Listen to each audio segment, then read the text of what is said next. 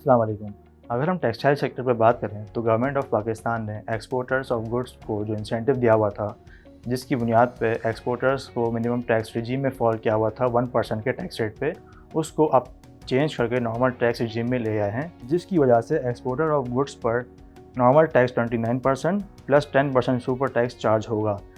इसकी वजह से टेक्सटाइल सेक्टर पर नेगेटिव इम्पैक्ट आएगा और उनकी अर्निंग्स हिट हो जाएंगी। मोर ओवर टेक्सटाइल सेक्टर और लेदर सेक्टर पे जीएसटी को 15% से बढ़ा के 18% पर कर दिया गया है। इसके अलावा एक्सपोर्ट रीफाइनेंसिंग फैसिलिटी पे 3.8 बिलियन रुपीज़ से बढ़ा के 13.8 बिलियन रुपीज़ कर दिया है। अगर हम बैंकिंग सेक्टर की बात करें तो गवर्नमेंट ने बैंकिंग सेक्टर की प्रोविजनिंग एक्सपेंसेस को डिसअलाउ कर दिया है except for the losses expense. इस वजह से टैक्स एक्सपेंस बढ़ जाएगा और कैश फ्लो कम हो जाएगा, जिसकी वजह से डिविडेंड पे आउट भी कम हो जाएगा।